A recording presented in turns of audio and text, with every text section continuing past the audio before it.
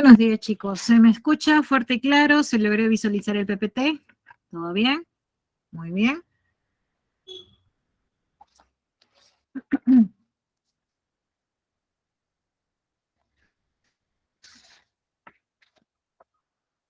Perfecto. Gracias, chicos. Gracias.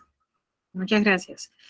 Muy bien, chicos. Entonces, el día de hoy vamos a desarrollar este capítulo número 10, titulado Reproducción.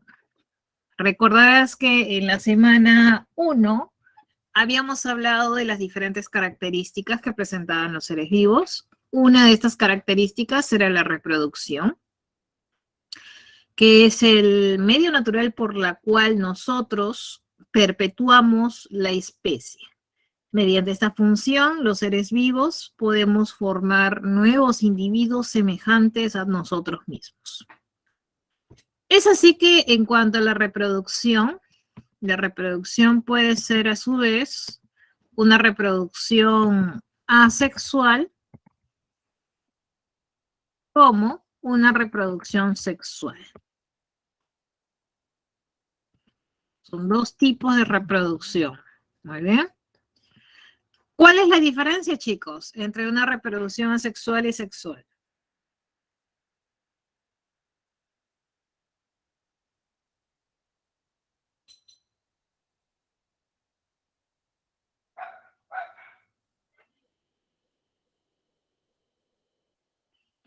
Perfecto. Entonces, en una reproducción asexual,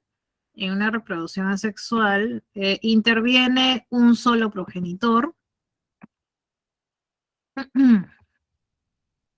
Por lo tanto, decimos que no hay participación, sin participación o intervención de gametos. ¿Listo? Muy bien. En cambio, en la reproducción sexual, ya vamos a hablar de la intervención o participación de gametos. ¿No? Hay participación de gametos. Muy bien. Y claro está que el presentar una reproducción sexual va a traer ventajas respecto a la reproducción asexual. Esa ventaja es lo que por ahí he leído en uno de tus compañeros, y es que la reproducción sexual garantiza algo, la variabilidad genética. La variabilidad genética de la especie. ¿Ya? Muy bien, entonces hasta aquí tenemos claro, ya de manera bastante general, los tipos de reproducción y qué ventajas traería la reproducción sexual respecto a la asexual. Muy bien, entonces, el día de hoy vamos a desarrollar lo siguiente. Vamos a hablar de la reproducción asexual, ¿no? ¿Qué tipos de reproducción asexual está presente en los seres vivos? Y terminaremos la clase desarrollando la reproducción sexual en plantas y en animales. ¿Y cómo es que con esta reproducción sexual es que hay la variabilidad genética? ¿De qué manera? ¿Dónde exactamente ocurre esta variabilidad? Muy bien. Perfecto, chicos. Hacemos captura para ir a la siguiente diapositiva. Muy bien. Perfecto. Vuelvo a recalcar, chicos, si hubiese alguna duda, interrogante, por favor, indícamelo a través del chat, que yo estoy atenta al chat, ya que estoy conectada con dos dispositivos. Muy bien. Perfecto, chicos. Vamos a la siguiente diapositiva. Muy bien. Entonces, a continuación vamos a comenzar la explicación con la reproducción asexual. Vamos a hablar de la reproducción asexual. Esta reproducción puede encontrarse tanto en organismos unicelulares como también en organismos pluricelulares. Muy bien. Perfecto. Entonces, vamos a ver a continuación ¿Cómo se da la reproducción en los unicelulares? Recordando que, ¿quiénes eran los unicelulares? Eran organismos constituidos por una sola célula, como pueden ser las bacterias, como pueden ser los protozoarios, como pueden ser ciertos hongos unicelulares. Estos organismos de una sola célula se reproducen asexualmente por o fisión binaria, o por gemación, o por esporas o esporulación. Esos son los tipos de reproducción asexual presente en los unicelulares. En los unicelulares. Muy bien. Entonces, comencemos por explicar cada tipo o cada forma de reproducción asexual en los unicelulares. La fisión binaria también es conocida como división binaria o también conocida como bipartición. ¿Ya? ¿Quiénes realizan este tipo de reproducción asexual? Este tipo de reproducción asexual lo realizan, por ejemplo, vamos a poner por acá, por ejemplo, lo realizan las bacterias y ciertos protozoarios, como es el Paramecium caudatum, ¿ya? Entonces, este tipo de reproducción asexual denominado división binaria o fisión binaria lo realizan las bacterias y ciertos protozoarios. Ahora, ¿en qué consiste esta división binaria? Bueno, estamos viendo primero a la célula madre, a la célula progenitora. Luego estamos viendo que en el plano medio ocurre una estrangulación. ¿Listo? Y luego se producen dos nuevos organismos o dos células hijas. El resultado son células hijas de forma y tamaño semejante, ¿no? Son dos células hijas muy, muy parecidas. En cambio, en la gemación, que puede darse, por ejemplo, en levaduras, que son hongos unicelulares, en esos individuos, en las levaduras, estamos viendo la presencia, ¿no? La presencia de una célula madre, una célula progenitora, de la cual el núcleo se divide y forman dos núcleos. Uno de ellos estás viendo que se desplaza hacia la membrana y forma una especie de yema que se rodea de citoplasma, formándose así dos células de diferente tamaño. Ahí están, las dos células hijas. ¿Listo? Son de diferente tamaño, tal como lo estás viendo. Este tipo de reproducción asexual se denomina gemación, ¿ya? Y lo realizan las levaduras, que son hongos unicelulares. Finalmente, la esporulación o reproducción por esporas consiste en una serie de divisiones del núcleo, ¿no? Este núcleo original de la célula madre se divide en dos, luego en 4, luego en 8 y así en una progresión geométrica. Se forma luego en cada núcleo una membrana, ¿no? Que está rodeado también de su propio citoplasma. Y es así que luego la membrana original de la célula madre se rompe y quedan en libertad numerosas células hijas llamadas esporas.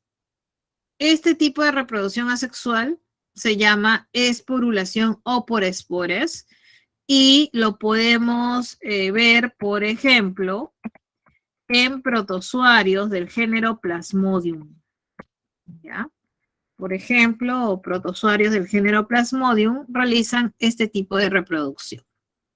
No te olvides que en una reproducción asexual, las células hijas van a ser totalmente idénticas genéticamente hablando. O sea, el material genético que posee cada célula hija es idéntico al material genético de la célula madre o célula progenitora. Muy bien. Entre comillas, son clones de la célula original. No hay variabilidad genética. Muy bien. Hacemos captura de pantalla para pasar a la siguiente diapositiva, chicos. Muy bien.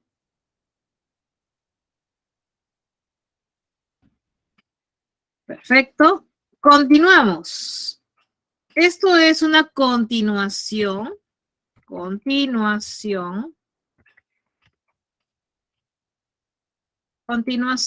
de la reproducción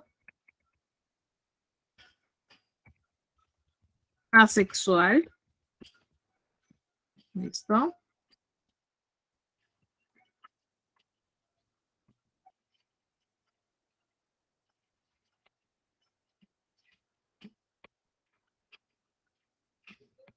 En pluricelulares, ¿existe reproducción asexual?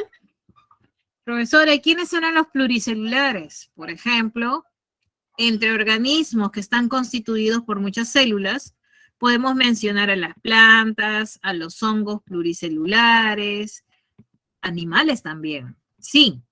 Entonces, eso es lo que vamos a ver a continuación.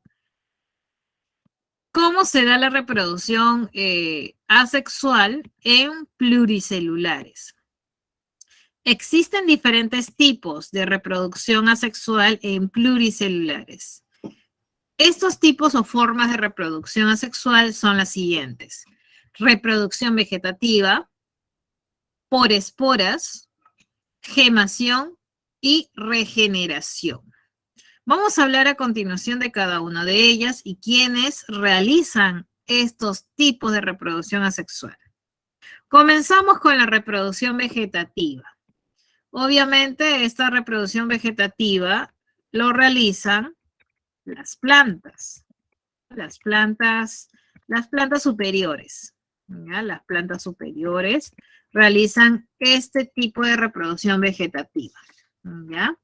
Recuerda que la reproducción vegetativa es una forma de reproducción asexual de plantas pluricelulares debido a que forman yemas y estas yemas tienen una gran capacidad de desarrollo, de tal manera que cuando se separan de la planta de la cual forma parte, o sea, de la planta original, y encuentra condiciones favorables esta nueva planta, puede originar, ¿no?, a una planta hija. ¿Listo? Entonces, de manera natural encontramos diferentes tipos de reproducción vegetativa.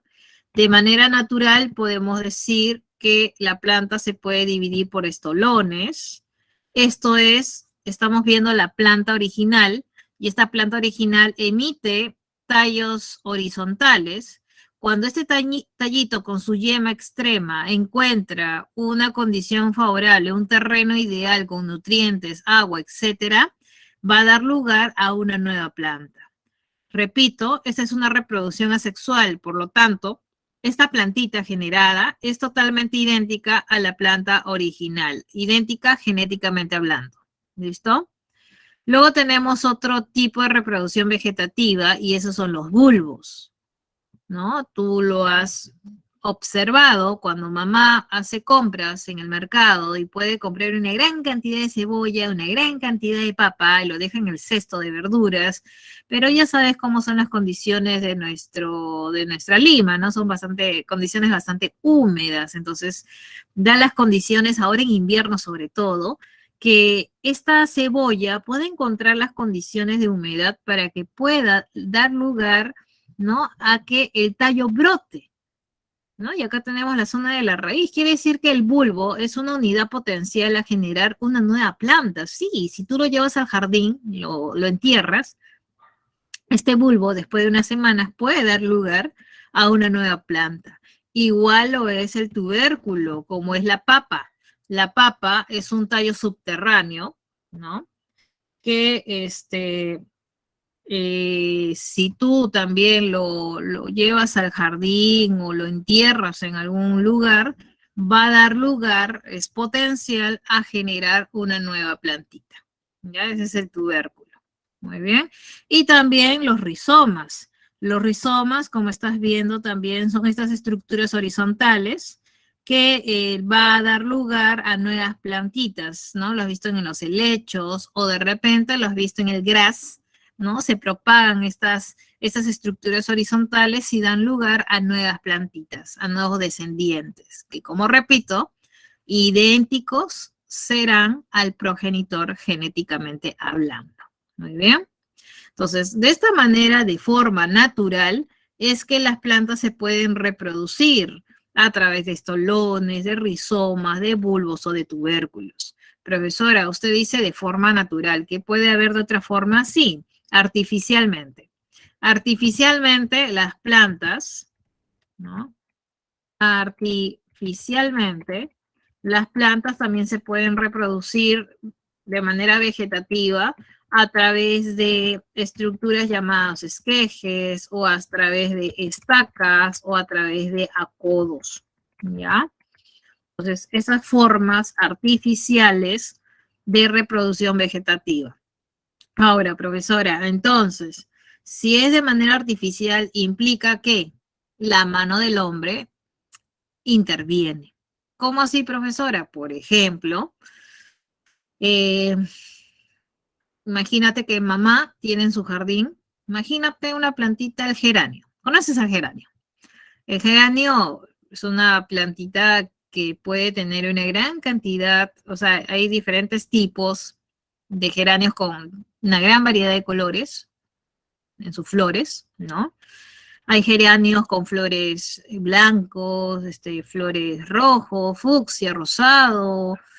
Hay una gran diversidad de tonalidades también, ¿no? Entonces, puede ser que un día tú caminando en la calle, algún parque tal vez, logres visualizar a lo lejos un geranio con un color de flores nunca antes visto en tu jardín.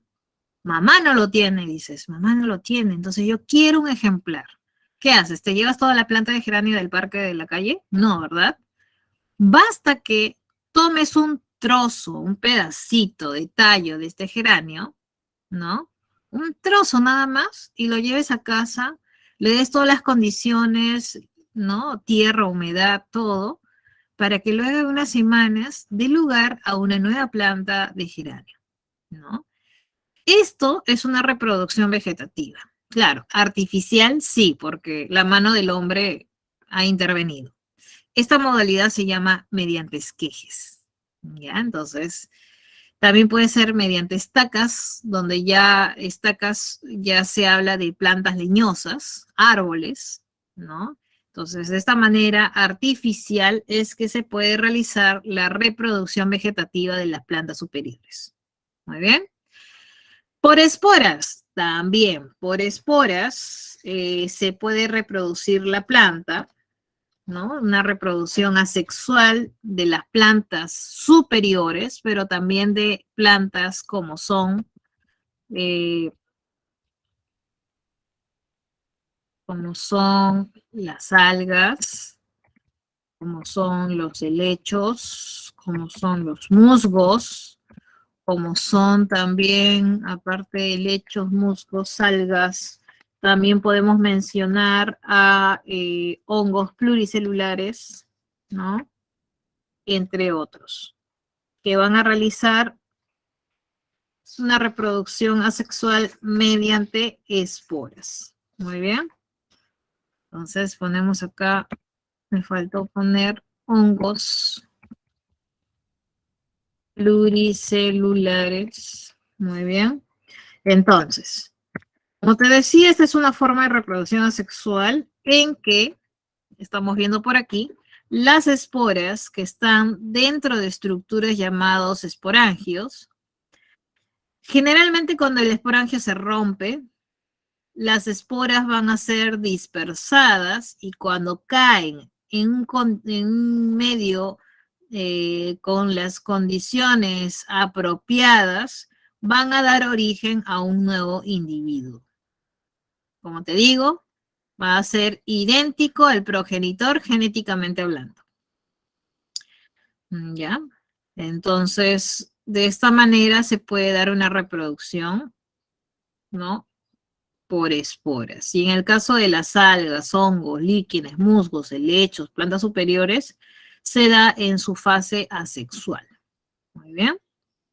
Profesora, y hasta aquí, ¿los animales también se pueden reproducir asexualmente? Sí.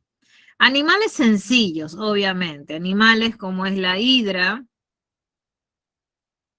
la hidra, o animales sencillos como son las esponjas de mar, pueden realizar una reproducción asexual llamada gemación.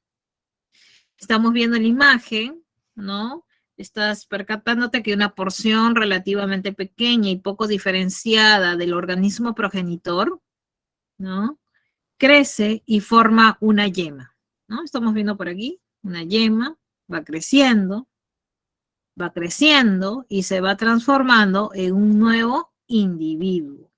De esta manera se da esta reproducción asexual llamada gemación en las hidras y en las esponjas.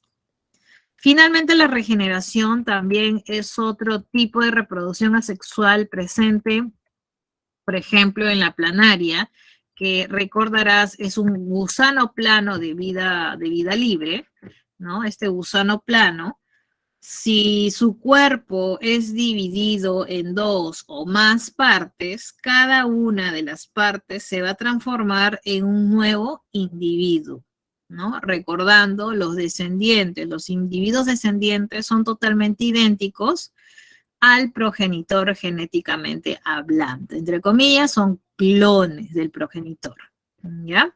Este tipo de reproducción nuevamente se llama regeneración. Muy bien. Entonces, chicos, hacemos captura de pantalla. Hasta aquí hemos hablado de la reproducción asexual, tanto en unicelulares como en pluricelulares. Muy bien. Ahora toca hablar de la reproducción sexual.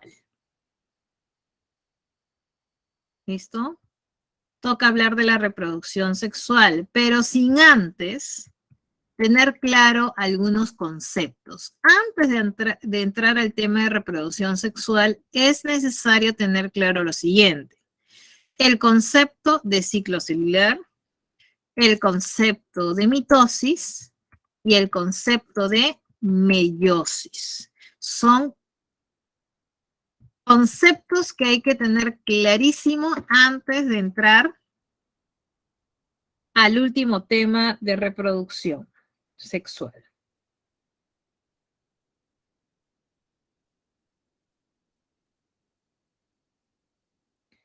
Muy bien. Entonces, comenzamos con el ciclo celular. ¿Qué es el ciclo celular? Recuerda que la célula pasa por varios eventos o estados, por la cual, primero, antes de entrar en división celular, debe prepararse, ¿no? Si una célula madre decide dividirse en dos células hijas, debe garantizar que cada célula hija tenga un repertorio, sea de organelas, sea de enzimas o de moléculas, pero sobre todo cada célula hija debe contar con una copia del material genético. Es así, chicos, que el ciclo celular se compone de interfase y división, vamos a poner por acá, y división celular. Esos son los dos componentes del ciclo celular. ¿Listo? Interfase y división celular. Muy bien. ¿En qué consiste la interfase? La interfase está constituida por la fase G1, la fase S y la fase G2. ¿Listo? Y la división celular está, o mejor dicho, la división celular es la mitosis. ¿Ya? Perfecto. Por lo tanto, recuerda nuevamente que el ciclo celular está conformado por interfase y división celular, que es la mitosis. Como te decía, antes de entrar en división celular, antes de entrar en división, la célula se debe preparar, debe duplicar todo, ¿verdad? Obviamente, ¿no? Si sabemos que la célula progenitora presenta su núcleo y dentro de su núcleo el material genético, debe asegurar que luego en la división celular cada célula hija tenga una copia de su material genético. ¿Listo? Entonces, esta es la división celular. Pero previo en la interfase, comenzamos la preparación. Es así que en la fase G1, que lo tenemos por acá, en esta fase, la célula va a comenzar a duplicar su tamaño, va a comenzar a aumentar la cantidad de organelas, la cantidad de enzimas y de otras moléculas. Se está preparando la célula. Pero también hay que duplicar el material genético, ¿cierto? Y es en la fase S de la interfase, acá está la fase S, donde ocurre la duplicación del ADN, como también de proteínas asociadas. Después de la fase S va a existir 2 copias de la información genética de la célula. ¿Listo? Claro que sí, porque así garantizas que las 2 células hijas, cada una tenga una copia del ADN de la célula madre.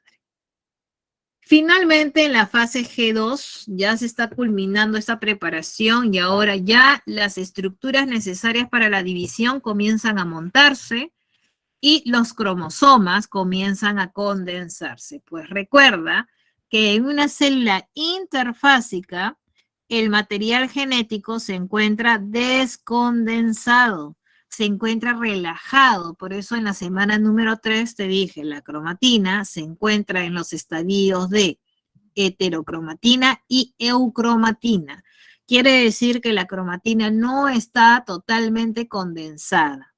¿Y cuándo llega su máxima condensación? En la mitosis, ¿ya? O división celular. Muy bien. Entonces, chicos, por favor, vamos haciendo captura de pantalla. Recuerda que el ciclo celular está constituido por interfase, que es la fase de preparación de la célula antes de entrar en mitosis o división. Muy bien. Captura de pantalla para irnos a la siguiente diapositiva.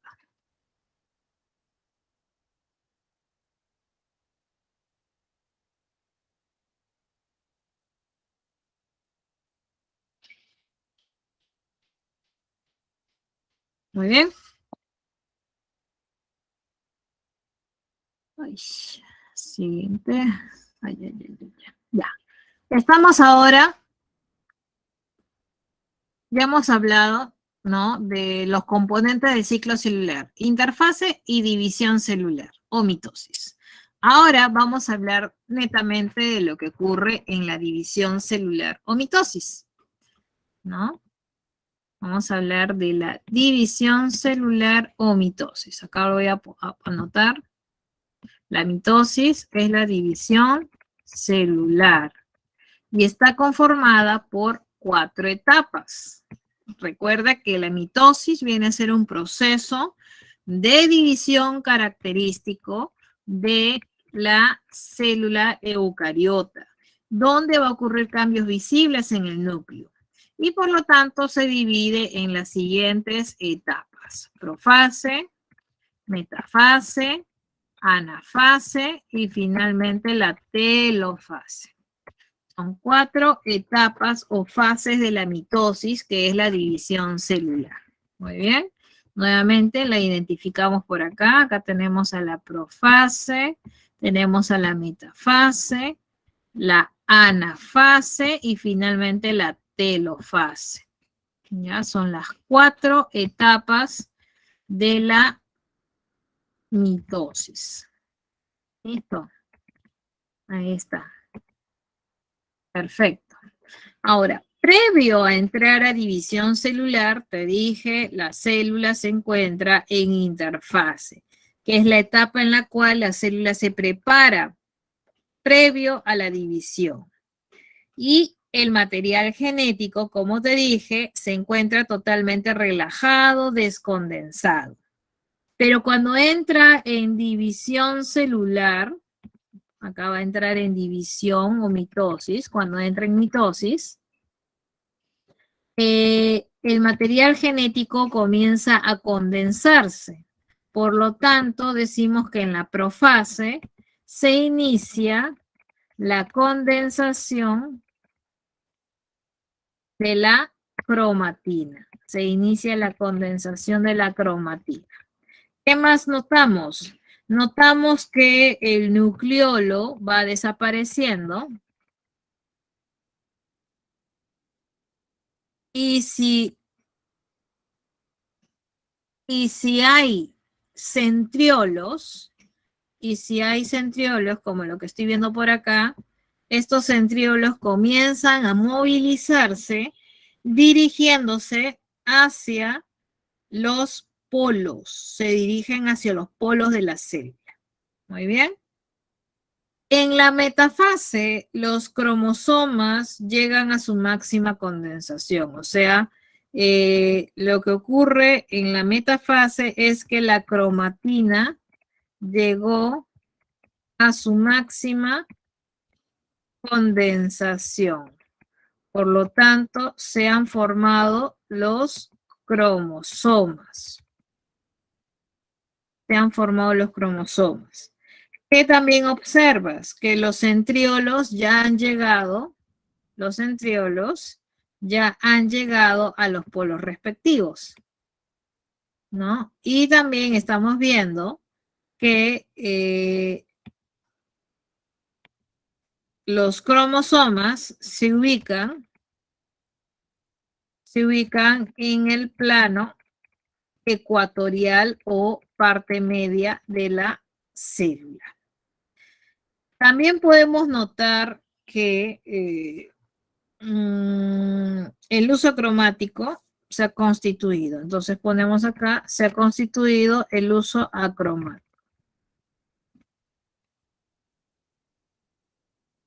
Y podemos notar que las fibras del uso acromático, y acá te lo voy a señalar con verde, mira, estas fibras se están anclando a los cromosomas. Acá tenemos otro que se está anclando al cromosoma. Acá tenemos otro que se está anclando al cromosoma. Acá tenemos otro que se está anclando al cromosoma, ¿no? Y si lo queremos ver más grande, podemos decir por acá está la fibra del uso cromático que se ancla aquí a nivel del famoso cinetocoro. A nivel del cinetocoro es que se ancla estas fibras del uso cromático. Acá viene otra fibra. Y esta constricción que estás viendo por acá se denomina centrómero. ¿Ya? Entonces, una vez que las fibras del uso cromático se han anclado en el cromosoma a nivel del cinetocoro, las fibras comienzan a cortarse, comienzan a tirar, ¿no? Y van a comenzar a tirar hacia los polos, ¿no? Hacia los polos respectivos. Por lo tanto, cuando estas fibras tiran, y acá te lo estoy señalando, tira para un polo superior y el otro para el polo inferior, hace que este cromosoma se parta en dos. Y se parte de esta manera, ¿no? Se parte en dos. ¿Listo? Quiere decir que esta cromátide o este brazo se va hacia arriba y este de acá se va hacia abajo, como lo estamos viendo por acá. Mira, estamos viendo por aquí el caso, ¿no? De que una cromátide se está yendo hacia arriba y la otra hacia abajo, ¿no? Hacia arriba y hacia abajo. Mi pregunta es la siguiente. ¿Esta cromátide tiene la misma información genética que esta? A ver, si yo te lo represento por acá, Imagínate que esta cromátide te la represento de color amarillito para que lo diferencies. Esta cromátide representada de amarillo tendrá la misma información que esta cromátide representado acá con puntos verdes. A ver, ¿qué dicen, chicos? La información genética de este brazo o cromátide es la misma del otro brazo, o sea, ambos brazos tienen la misma información genética, ¿sí o no?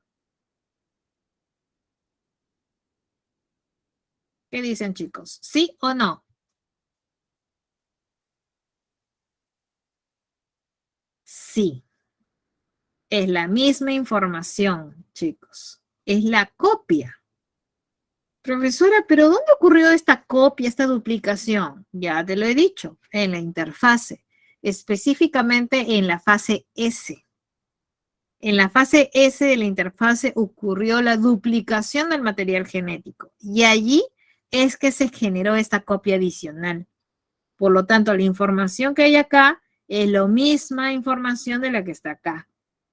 Por lo tanto, chicos, cuando decimos que esta cromátide se va hacia un polo y esta otra cromátide se va hacia el otro polo, son la misma copia. Es la misma copia. A ver, para que te des cuenta de algo. Esta célula es una célula diploide, ¿cierto? Esta célula es una célula diploide. En el ejemplo, ¿cuántos cromosomas logras ver? 1, 2, 3, 4 cromosomas. Un ejemplo, ¿no? Y luego vas a observar que las células hijas resultantes, ¿cuántos cromosomas van a tener? 1, 2, 3, 4. O sea, se mantiene constante el número de cromosomas, ¿verdad? Entonces, para que se mantenga constante el número de cromosomas, quiere decir que en la fase S tuvo que haber ocurrido la duplicación del material genético. Y por lo tanto, nuevamente te digo, si las cromátides hermanas se separan, cada cromátide lleva la misma información. Quiere decir, para este caso, para este cromosoma de color azul grande, esta cromátide que te estoy señalando tiene la misma información que la otra cromátide. Por ejemplo, aquí que voy a subrayar o encerrar en verde, esta cromátide tiene la misma información que esta otra cromátide. O por último, te voy a representar acá en azulito, ¿no? Este cromosoma pequeñito azul tiene la misma información que este otro, es la misma información. Por eso te digo que son copias, ¿no? Se duplicó en la interfase. Por lo tanto, chicos, de esta manera se asegura que cada célula hija tenga la misma información genética que la tenía la célula original, la célula madre, la célula progenitora. Muy bien. De esta manera, luego que en la anafase ocurriera, acuérdate, en la anafase ocurre la separación de las cromátides hermanas, ¿no? Ocurre la separación de las cromátides hermanas. Poner acá, separación de las cromátides.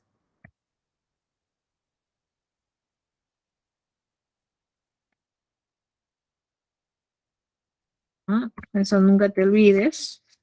Ocurre la separación de las cromátides hermanas. También podemos decir que esto es producto a que las fibras del uso cromático se acortan o se despolimerizan. Entonces, de esta manera, cuando las fibras del uso se acortan, ocurre inmediatamente la separación de las cromátides hermanas y se dirigen a los polos respectivos. Eso es lo que ocurría en la anafase. Y en la telofase, recuerda que los cromosomas comienzan a descondensarse, llegando a los polos respectivos, donde se forman, como estás viendo, dos nuevos núcleos, ¿no? Inmediatamente se produce la división del citoplasma llamada citocinesis, ¿no? Acá está la citocinesis, que es la división del citoplasma. En animales, En células animales, la citocinesis se da por estrangulamiento y en las células vegetales se da por la formación de la placa celular o fragmoplasto. El resultado, chicos, después de la telofase y obviamente de la citocinesis, es que se generan dos células hijas. Ese es el resultado. Se generan dos células hijas con la misma cantidad o número de cromosomas, ¿no? Si se comenzó con una célula diploide con 4 cromosomas, las células resultantes también van a tener el mismo número de cromosomas. Por lo tanto, concluyo que la mitosis me asegura algo. La mitosis mantiene constante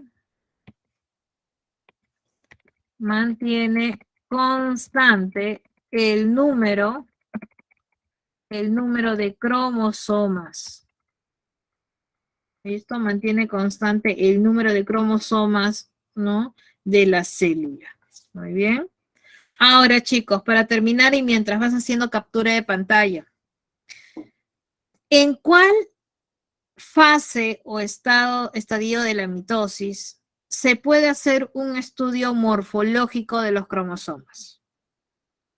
¿En cuál? ¿En la profase, en la metafase, en la anafase o en la telofase?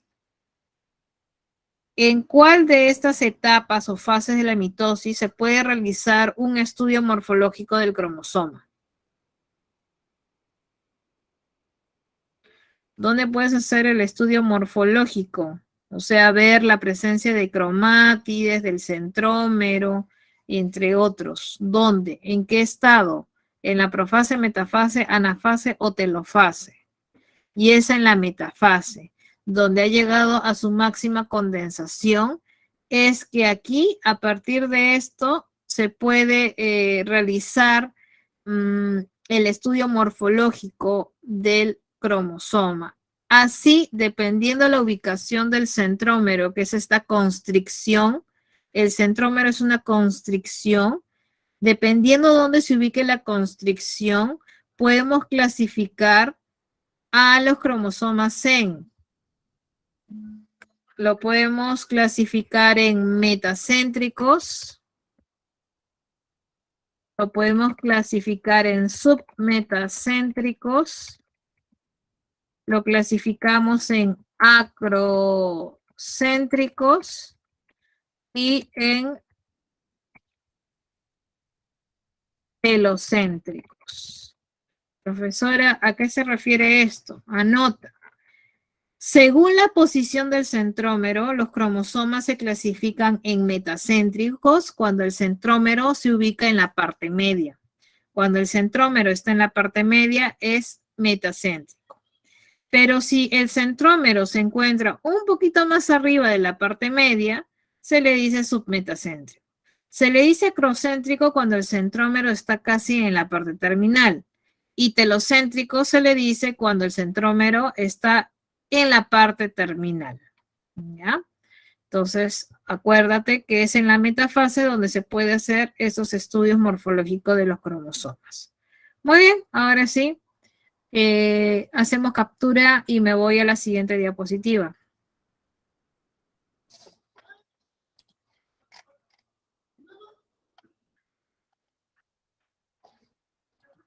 Muy bien.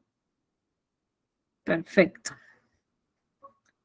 Entonces, chicos, decimos, en la mitosis o gracias a la mitosis, en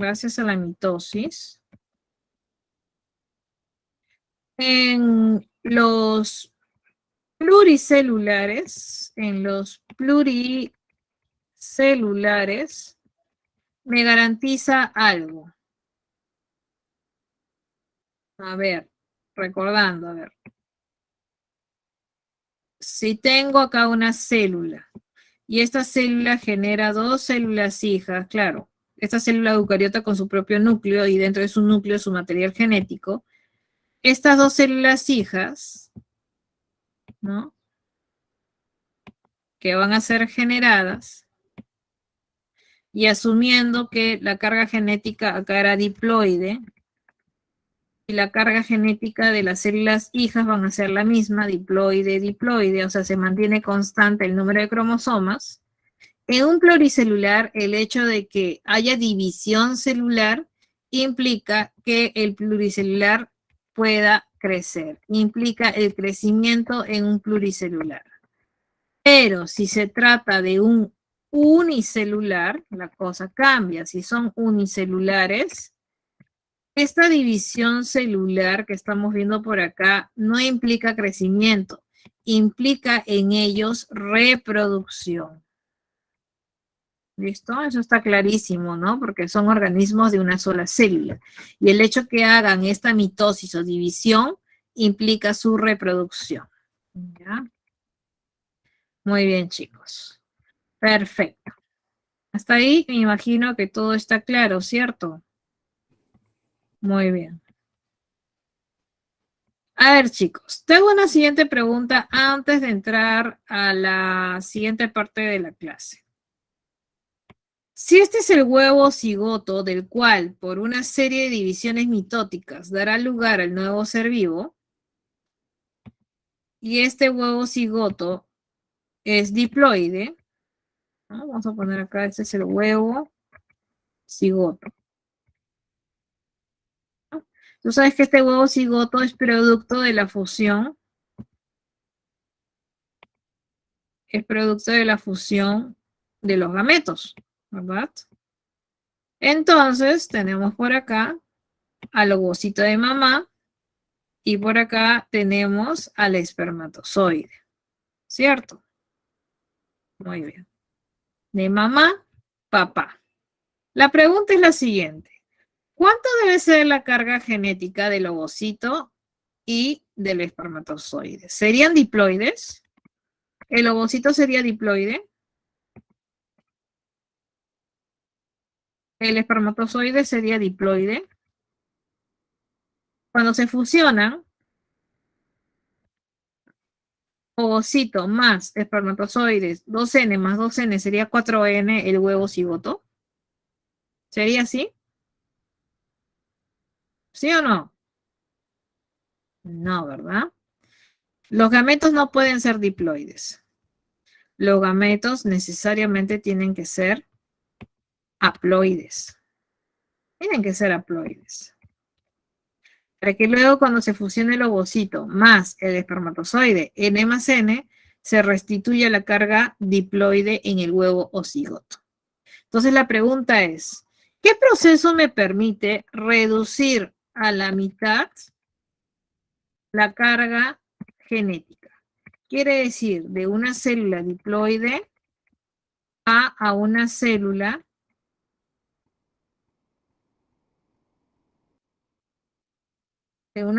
diploide a una célula haploide. ¿Qué proceso me permite realizar esta reducción a la mitad? ¿Será la mitosis, chicos? No, ¿verdad? Será el proceso de meiosis.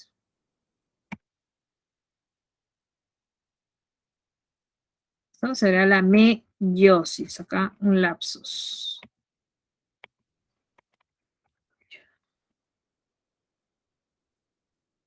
Muy bien.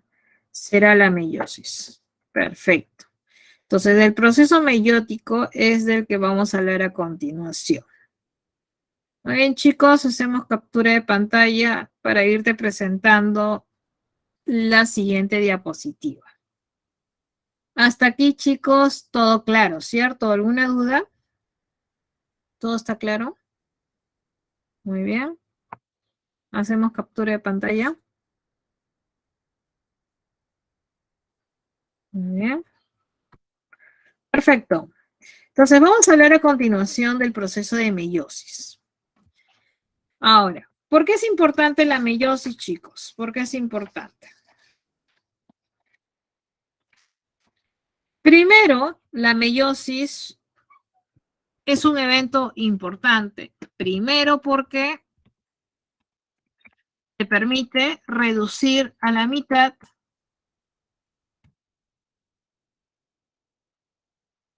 reduce a la mitad el número de cromosomas. Y con ello permitiría la formación de los gametos. Segundo, gracias a la meiosis, ocurre algo muy importante denominado la recombinación del material genético. ¿Listo? Estos dos eventos ocurren gracias a la meiosis. Primero, ocurre una reducción a la mitad del número de cromosomas y con ello se permite la formación de los gametos. Y segundo, en la meiosis ocurre esta recombinación del material genético. Y con ello, acá está la fuente de la variabilidad genética de la que estábamos hablando, que es característico, pues, de una reproducción sexual. Ahora ya sabes, ¿no? Esta fuente de la variabilidad genética está en tus gametos. O sea, está cuando, de qué manera se forman tus gametos. ¿Ya? Muy bien, entonces, esta meiosis, a su vez, está conformada por dos divisiones celulares sucesivas. Una de ellas es la meiosis número 1, que está por acá, y la otra es la meiosis 2. ¿Ya? La meiosis 2.